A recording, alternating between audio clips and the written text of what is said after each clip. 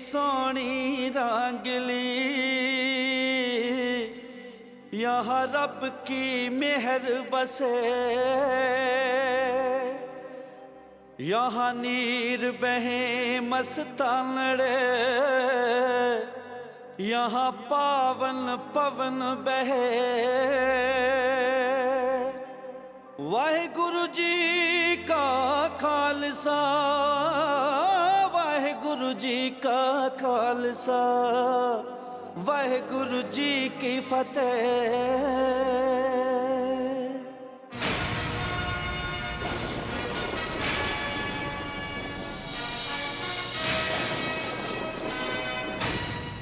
तुम जैसे लोग मेरी नजर में हैं और मैं दीवानी के लिए सारे पंजाब में बंदे ढूंढ रहा हूँ। आपका दीवान कहलाने के लिए सर की बाजी लगाई जा सकती है। शांत, तेरा ख्याल सही था। दीवानी का पका हुआ फल मेरी झोली में टपकने वाला है। क्या? मैं भी परले दर्जे का अनक हूँ। सिंह साहब मेरे लिए न जाने क्या क्या मंसूबे बनाते रहे और मैं न जाने क्या क्या सोचता रहा। हम तो एक सांप को मारने आए, उसका मुंह कुचल कर उसको मारेंगे, ऐसा कमाल चौधरी का हुक्म है। सिंह साहब, आवारा कुत्ते एक इंसान की लाश को नोच खसोट रहे थे। मैंने अपना सिखी फर्ज समझकर कुत्तों को भगाया। चेहरा तो ठीक ठाक था, बाकी सब कुत्तों ने नोच कर खा लिया था। सरकार, वो लाश इकबाल गद्दार की सी। हमारी दोस्ती को कसौटी पे कसा जा सकता है, लेकिन मैं चाहता हूं कि मेरी बेटी जैसी छोटी बहन दतार को अपना लीजिए। आपने किसी वजह से इस रिश्ते के लिए मना कर दिया तो ज्ञान सिंह जी कहेंगे कुछ नहीं, लेकिन आप दोनों के बीच में एक दरार सी आ जाएगी। दातार अपने घर आ रही है। किसी भी तलवार ने अपनी मयान को कभी भी जख्मी नहीं किया है। सरकार, ये आप क्या कह रही हैं? अरे तलवार तो मयान में रहती है, लेकिन ये दातार, ये तलवार नहीं, कुल्हाड़ी है, कुल्हाड़ी। और आपने अपना पैर कुल्हाड़ी पे रख दिया खा पी कर। मत तो। क्या मत तो? मत तो हमेशा हक और इंसाफ की बात करती है और मारी जाती है। सरकार, बच्चे को अगर नया खिलौना ले दिया जाए ना, तो वो पुराने की तरफ देखता नहीं है। बकवास बंद कर। मैं कोई खिलौना नहीं और न ही सिंह साहब कोई बच्चे। उन्होंने मुझ पर जो भरोसा किया, मुझे नहीं लगता कि मैं उसके काबिल हूं। और तू क्या समझती कि मैं उस घर में कोई सौत लाने वाली? नहीं, मैं तो अपने ही जिस्म के 2 हिस्से कर रही। अरे अपने जिस्म को काटेगी तो मरेगी मेरी बच्ची। तेरे हाथ से सारा कुछ चला जाएगा। मेरी मुट्ठी में जितना समा सकता था मैंने ले लिया। तू तो जाहिल गंवार है, तू नहीं समझेगी। अब अगर एक भी लफ्ज अपने मुंह से निकाला तो मुझसे बुरा कोई नहीं होगा। मैं तो आपकी भलाई की बात कर रही हूँ। ठीक है सरकार, ठीक है। मैं भी उस वक्त का इंतजार करूंगी जब आप अपनी सौत का स्वागत करोगी।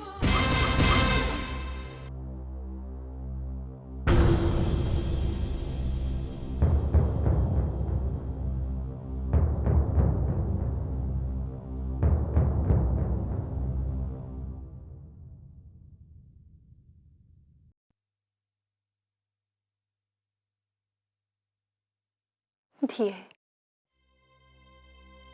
पूछेगी नहीं कि मैंने उसे इजाजत क्यों दे दी? नहीं माँ, अगर आपने इनकार कर दिया होता तो सिंह साहब के कद के आगे हमारा कद बहुत छोटा हो जाता।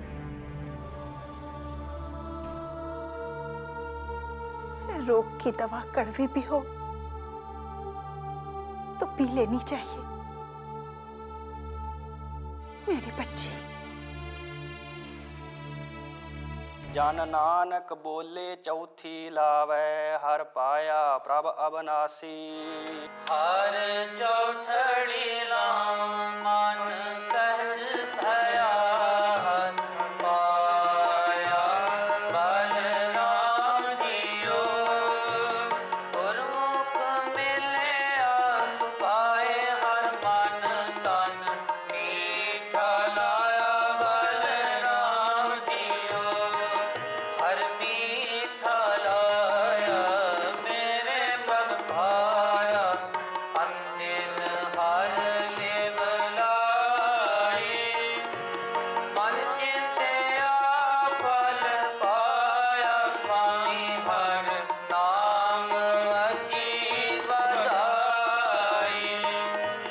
हर प्रभु ठाकुर काज रचाया, तन हृदय नाम विगासी। जन नानक बोले जाति लाए, हर पाया प्रभु अविनाशी। जन नानक बोले जाति लाए, हर पाया प्रभु अविनाशी। हर चौधरी नाम। इन लावा फेरों के बाद रंजीत सिंह की किस्मत फिर गई समझो। अभी तो हम होश हवस में हैं। तुझे किस बात का नशा हो गया? राजी, रंजीत सिंह सदा कौर की बेटी पर सौत लिए जा रहा है। इस बार रंजीत सिंह की ताकत को सेध घर के अंदर से लगेगी। बस एक बार दतार कौर को गुजरावाड़ा पहुंचने दो, फिर देखना नजारा। तेरी बात में वजन जरूर है। सदा कौर कोई ना कोई पैंतरा जरूर चलेगी, फिर सरदार ज्ञान सिंह हमारी। धीरे बोल। सुननी माता मेरी मेरे बाबल नु समझा, ती होई लट बावरी किस नौ कर दे लड़ला।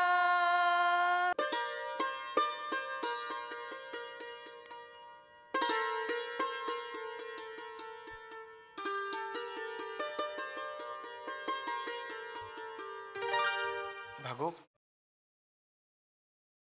तू कब तक मुझसे यूं ही नजरें चुराती रहेगी?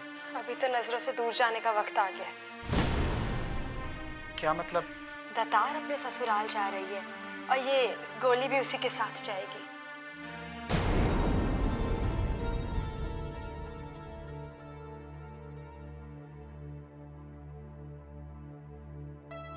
नहीं भागो, ऐसा मत बोल। ये गंगाराम मर जाएगा।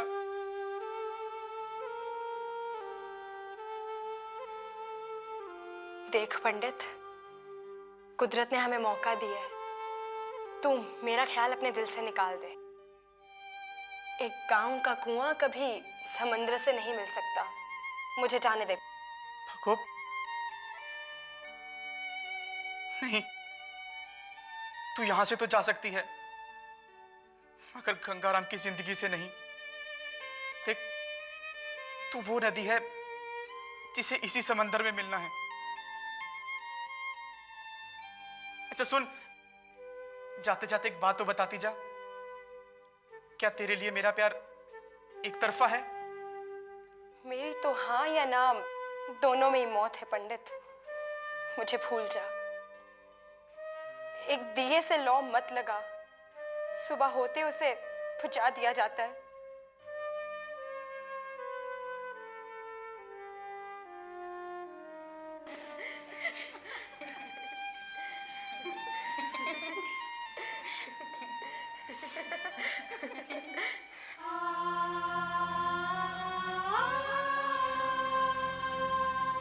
ले दतार, तेरे मन की मुराद पूरी होगी। बड़ी जल्दी थी ना तुझे जाने की, अब चल। भरजाई, आज समझ में आई कि बेटी घर में लगे एक पौधे जैसी होती है, जिसे उखड़कर किसी और घर में लगना पड़ता है। मुराद तो पूरी हो गई, लेकिन बाबुल का घर छोड़ रहा है।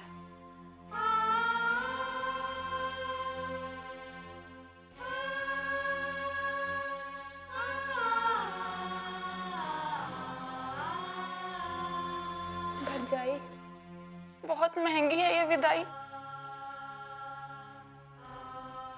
दाता, अब तेरा इम्तिहान है पुत्र।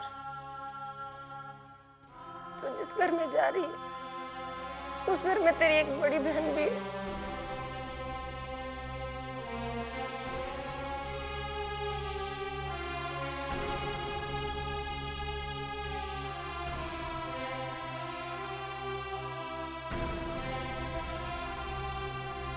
दतार पुत्र,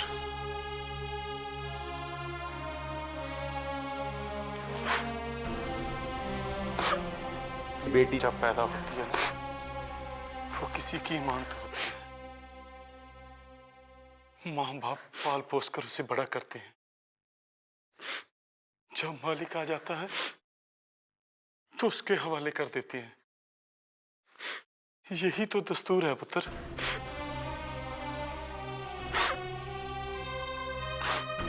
चल पुत्र, विदाई का समय हो गया।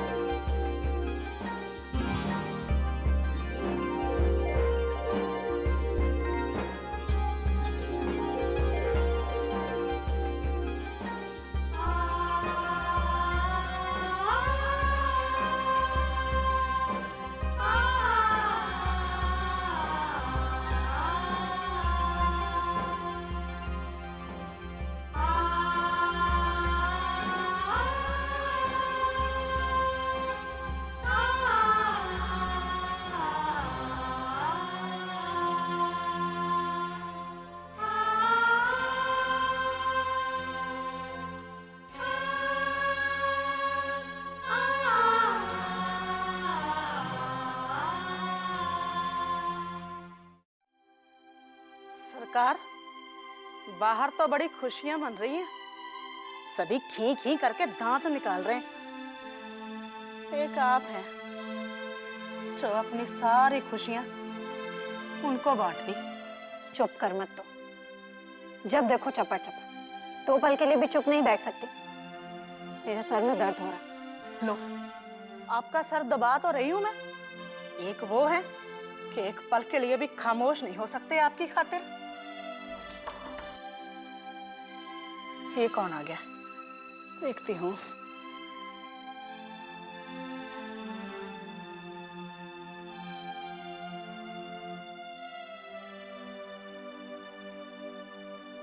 बहन जी,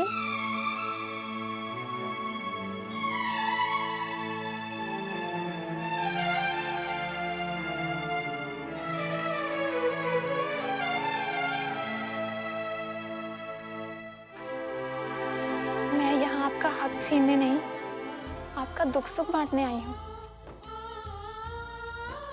वो कहते हैं ना कि खुशियाँ बांटने से बढ़ जाती हैं और दुख बांटने से कम हो जाते हैं।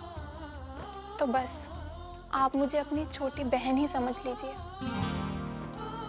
आपने सिंह साहब को मुझे घर लाने की इजाजत दे दी। आपका मन तो समंदर से भी बड़ा है। मुझ बूंद को भी समंदर में मिला लीजिए।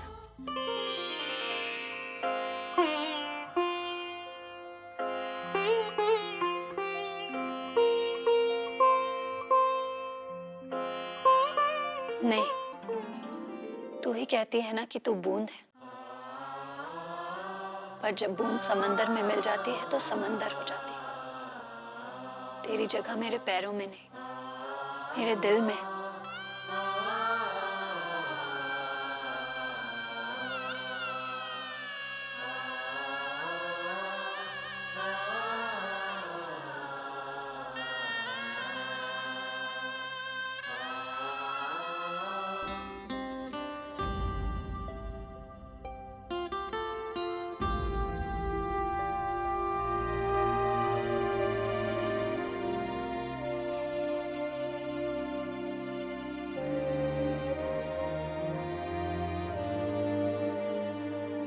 I'll make it.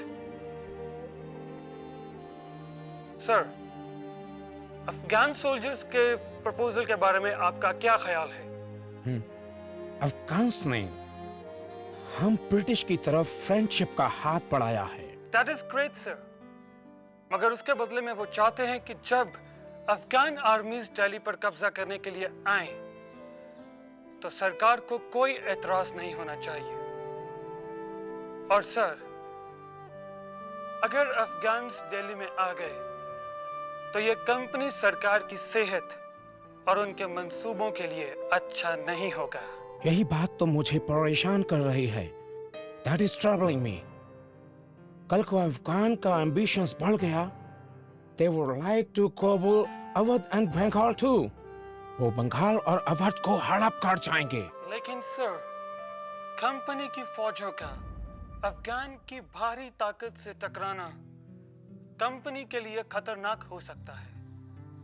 और अगर हम हार गए, जिसके के पूरे चांसेस हैं, तो इससे कंपनी की बढ़ती हुई साख मिट्टी में मिल जाएगी। दिल्ली में मुगल्स और मराठास को हम आज नहीं तो कल खंखर कर लेंगे। बड़े अफगान्स ऑक्यूपाइड दिल्ली, उनको हराना आसान नहीं होगा। काश कोई अफगान्स को रोक सकता। सिख्स पंजाब में बिखरे हुए हैं। Sikhs do not have unity. Afghan से सीधी टक्कर लेने के लिए उनमें पॉलिटिकल विल नहीं है। I'm amazed. मुझे हिंदुस्तानियों पर तरस आता है। I pity their mindset.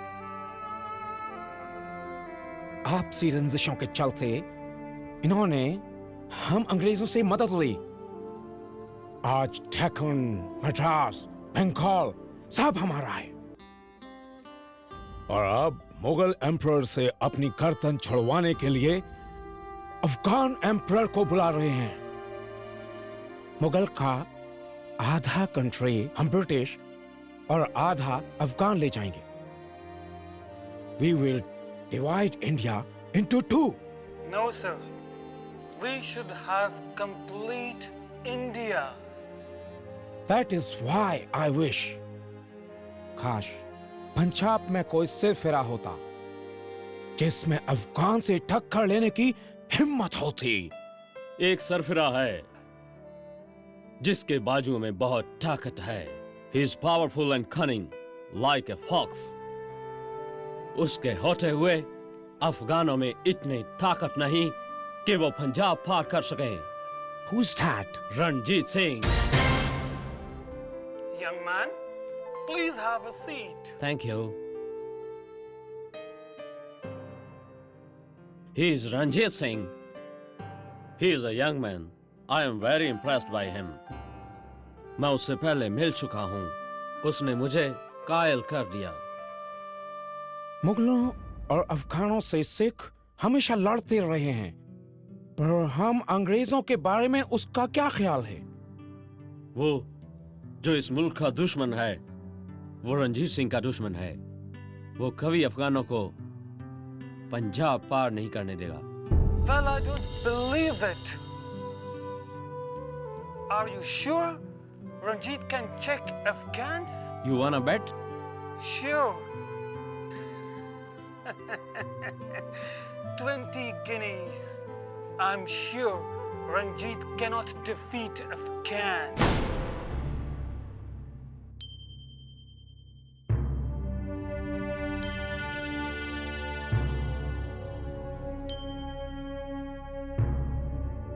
Khalsa जी, ये कुछ तोहफे हैं।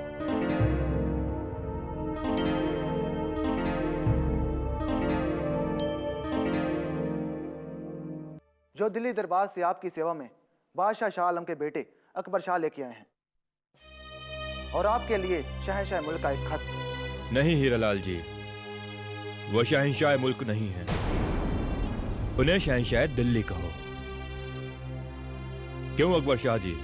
बादशाह शाह आलम का सलाम और उनका पैगाम चंद तोहफों के साथ कबूल कीजिए। नहीं अकबर शाह जी, तोहफे तो दोस्तों में लिए दिए जाते हैं। पहले आप दोस्त हैं, इसका फैसला तो हो जाने दीजिए। आप हमें खुद खत पढ़कर सुनाएंगे। मुल्क और आवाम के हालात इन दिनों बदतर होते जा रहे हैं। एक तरफ गोरे और दूसरी तरफ मरहट्ठे इस मुल्क का अमन चैन लूट रहे हैं। ऐसे में मुल्क को टूटने से बचाने के लिए और इसे एक रखने के लिए कुछ सरफिरे बागियों का सर कुचलने को हमने शहंशाह अफगानिस्तान शाहजमा से फौजी इमदाद मांगी है। अब आपको हमारा एक दोस्ताना सुझाव है कि आप शाहजमा को दिल्ली पहुंचने के लिए सारी सहूलतें फराहम करवाइए। और बस, आगे एक लफ्ज भी नहीं।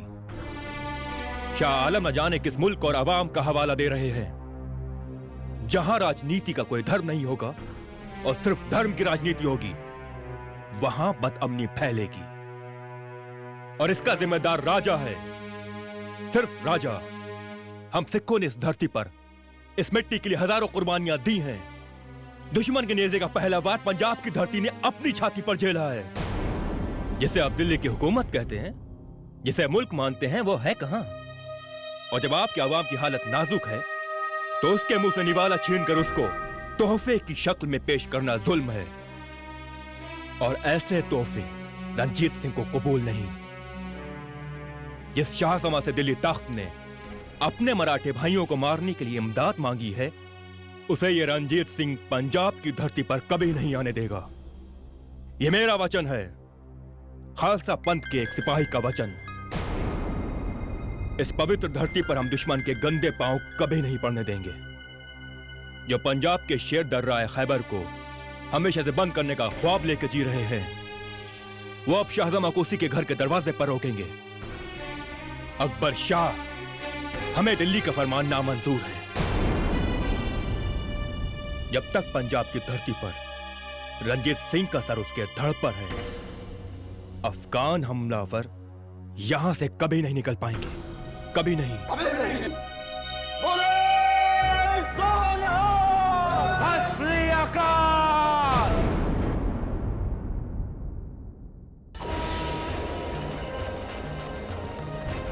अस्सलाम वालेकुम। वालेकुम अस्सलाम।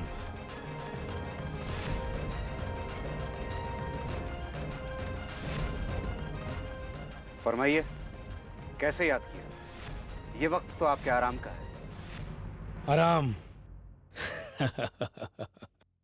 हमने फैसला कर लिया है कि अब हम लाहौर किले में ही आराम करेंगे और लाहौर किले में ही सोचेंगे कि उस पंजाब के शेर के नाखून कैसे काटे जाएं। बंदा परवर, उसके नाखून तक पहुंचने के लिए आपको उसकी तलवार पर कब्जा करना पड़ेगा। हम रंजीत सिंह को मौका नहीं देना चाहते। जो शख्स हमेशा तैयार रहता हो, उसके लिए हमेशा मौका ढूंढना पड़ता है। मुझे लगता है कि आपने हमला करने की ठान ली है। और आप जानते हैं, जब हम ठान लेते हैं तो नफा नुकसान की नहीं सोचते। जब इंसान का पहला कदम हवा में हो तो दूसरा कदम उठाना अक्लमंदी नहीं है। बस इस मुद्दे पर हम और दलील नहीं चाहते, अमल चाहते हैं। अमल चाहिए और तैयारी का हुक्म जारी कीजिए। जो हुक्म।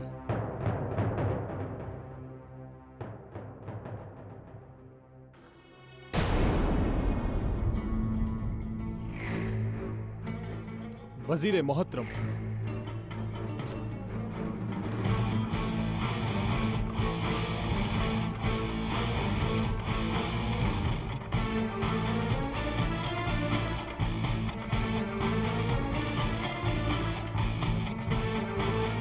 भूल गए भाईजान, सब कुछ भूल गए।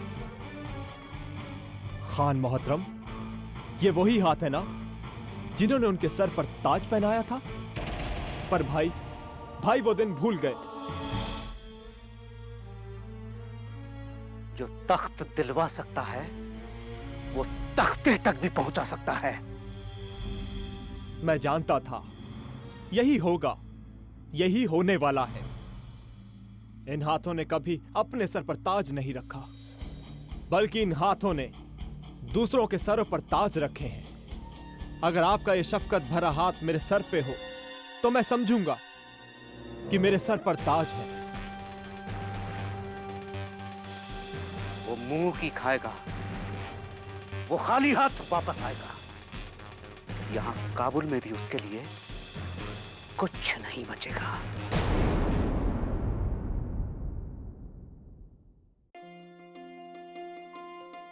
बहन जी, ये बाजी तो मेरी हो गई। चौपड़ के पासों पर इतना खुश नहीं होते। ये अक्ल का नहीं, नसीबों का खेल होता है। कभी पासे सीधे पड़ते हैं, कभी उल्टे। सरदारनी जी, सरदारनी जी, सरदारनी जी। रुक पागो, मैं सदके में वारी। सरकार, और रसोइये को रोटी के लिए क्या बोलूं? खा पी के कह दो, कुछ भी बना ले। बड़ा नदीदा है वो सरकार। कहता है जो सरकार कहेंगी ना, मैं तो वो ही बनाऊंगा खा पी के। मैंने उसे कहा था कुछ बड़ी रानी की पसंद का बना ले और कुछ छोटी रानी की पसंद का बना ले। वो यहाँ सुनता ही नहीं है। भागो, अड़ंगी मत डाल। देखती नहीं मैं बहन जी से चौपट सीख रही हूँ। सरकार, मैं सोचती हूँ। तू जो सोच रही है वही कर, मुझे तंग मत कर। जा चल पागो, मुझे रसोइये की शक्ल फिर से देखनी पड़ेगी खा पी के। चल चलिए, ये हाथ हिलाती, कुछ भी बना लो के लिए तुम दोनों को भेजा। अरे ओ धर्मदासा, मेरे साथ ना ऊंची आवाज में बात नहीं करना खा पी कर। हाँ, तू ऊंचा सुनती है तो मैं क्या करूं? मोए तेरे मुंह में सवा, मैं ऊंचा सुनती हूँ। यही तो मुसीबत है। अरे शक्ल अच्छी नहीं है ना, कम से कम बात तो अच्छी कर लिया कर खा पी कर। अरे अपनी शक्ल देखी है, जैसे उल्टा तवा हो। क्या कहा? सड़े हुए कद्दू।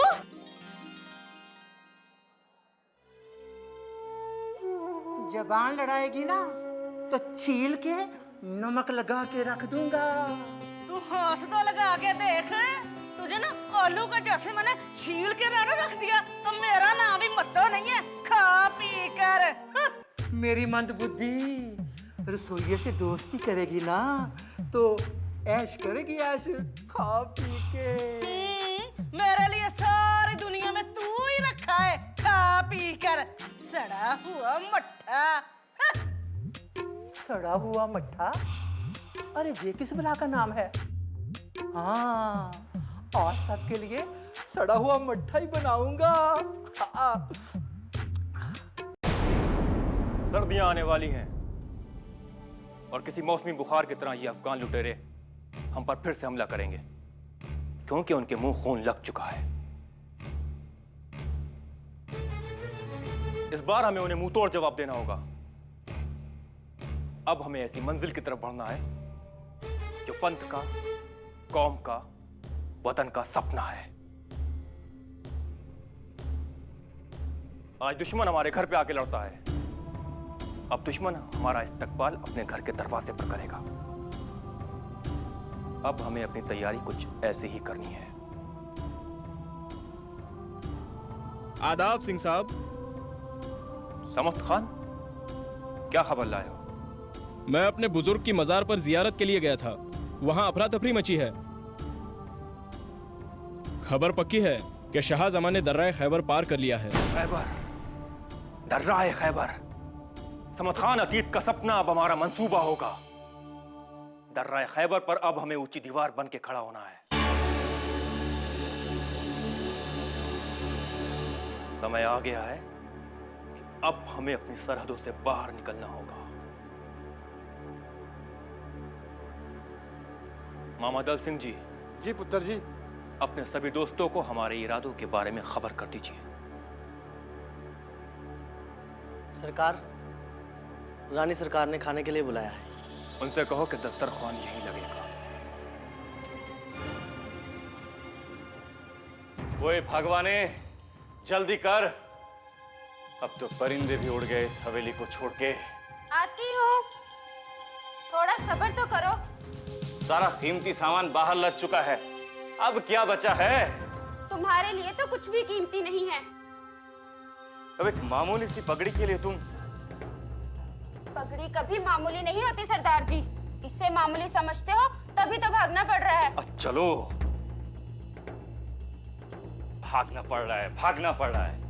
ये बात तुम शाहजमा को समझाना जब वो फौज लेकर तुम्हारे चौखट पे आ धमकेगा। ओए जल्दी कर। यूं भाग कर जाते, मुझे तो शर्म आती है। भाई हम भाग नहीं रहे हैं, हम सिर्फ पीछे हट रहे हैं। ये लड़ाई का हिस्सा होता है भगवान। तुम तो तूफान के आने से डर रहे हो, वो लोग भी तो हैं जो तूफान के सामने डटे रहते हैं राह में। ओए तुम चलो, जान की फिक्र किस इंसान को नहीं होती है। मैं तो तुम्हारे लिए परेशान हूं। चलो भी।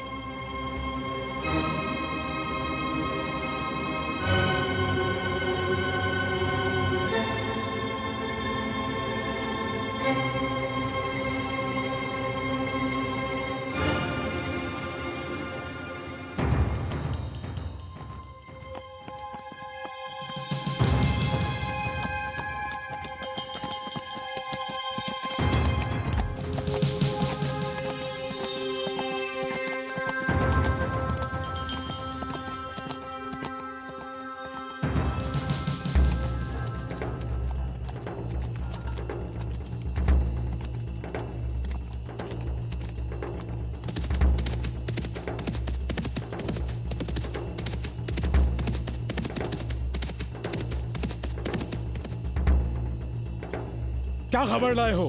बंदा परवर, मैदान खाली है। आपके पहुंचने से पहले आपकी खबर पहुंच जाती है। जी हुजूर। दुश्मन इस तरह भागता है जैसे डूबने वाले जहाज से चूहे निकलकर भागते हों। वाह, हम खुश हुए।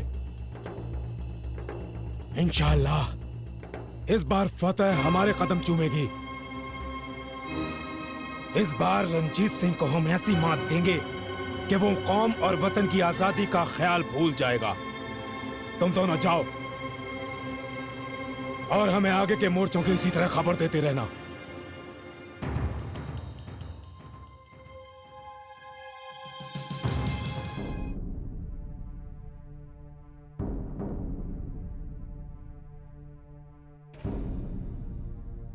वाहेगुरु जी का खालसा, वाहेगुरु जी की फतेह।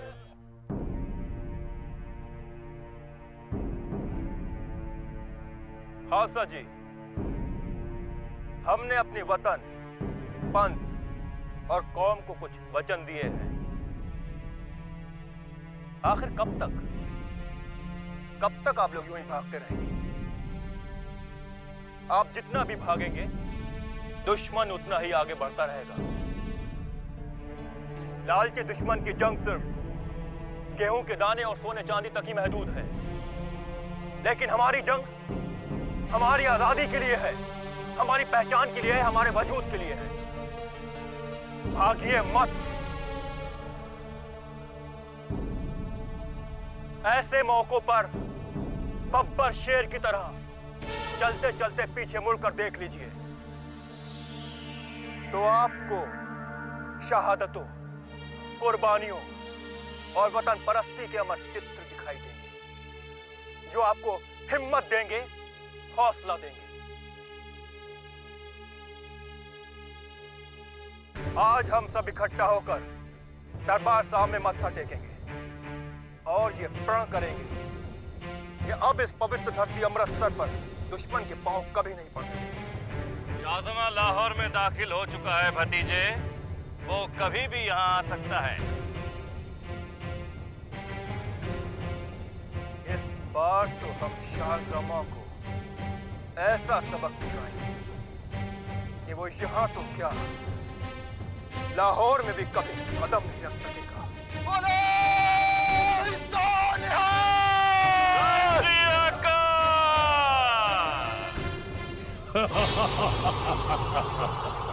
लाहौर तो हमें दुआओं के सदके ही मिल गया। क्या फतेह अली खान हमें ऐसे ही जाबाजों के लिए रोकना चाहता था, जो सिर्फ भागे ही नहीं बल्कि अपनी तलवारें भी इस खौफ से फेंक गए कि कहीं उन्हें दुश्मन का सिपाही समझकर कत्ल न कर दिया जाए। आका, इस फतेह का हमें फायदा उठाना चाहिए और अमृतसर पर हमला कर देना चाहिए। अमृतसर पर हमला?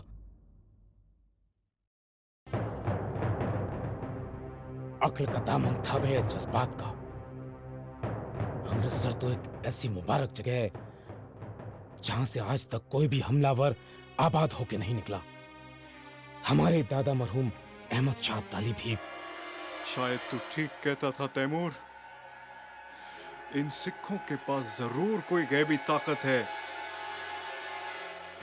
मैंने 7 बार पंजाब पर हमला किया और मुझे आखिर मिला क्या? एक कभी न भरने वाला नासूर। बंदा परवर, आप क्या सोच रहे हैं?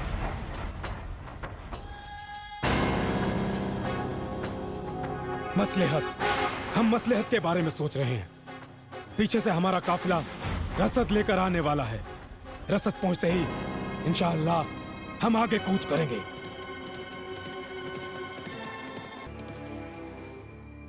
वो आ रहा है काफिला। कि शाहजमा को आगे बढ़ने से रोक सकता है अगर हम इसे रोक दें। आज तक ये अफगान हमारे किसानों को लूटते रहे हैं, लेकिन आज हम ऐसा नहीं होने देंगे। हम ये रसद शाहजमा तक नहीं पहुंचने देंगे।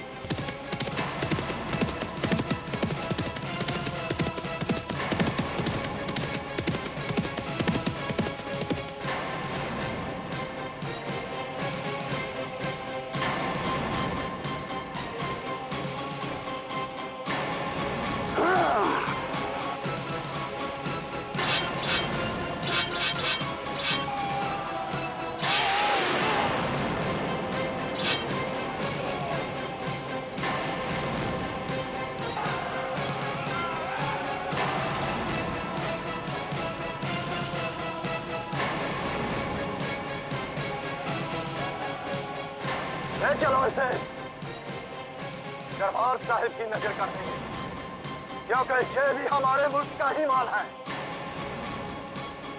बोले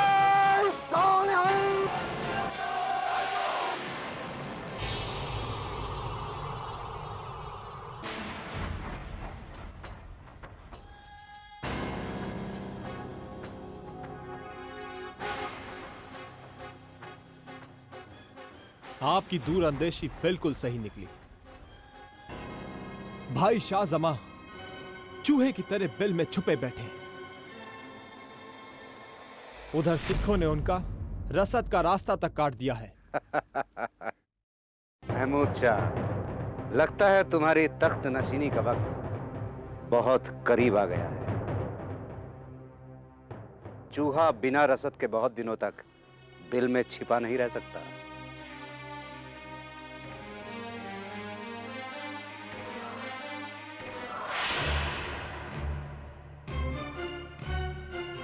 नहीं, हमें कुछ करना ही होगा।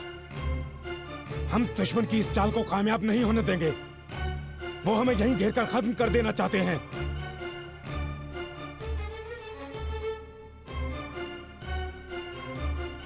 हमें बाहर निकलकर उन पर हमला करना होगा। याद रहे, ये जंग मरने और मारने वाली होगी। जिंदगी चाहिए, फतेह चाहिए, तो हमें सुबह निकलकर उन पर हमला करना होगा।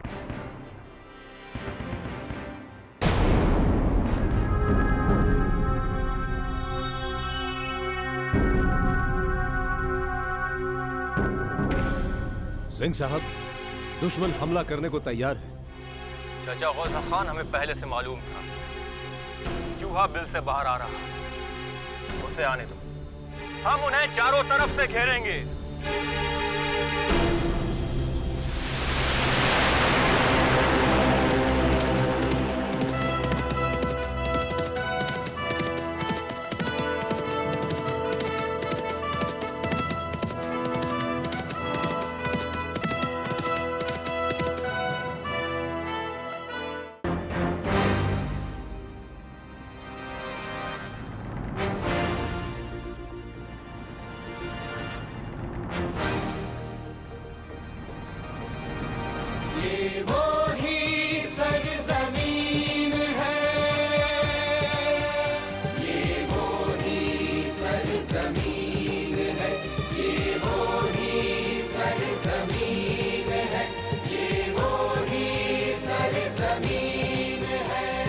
अपनी यान शान से कदम कदम हसीन है।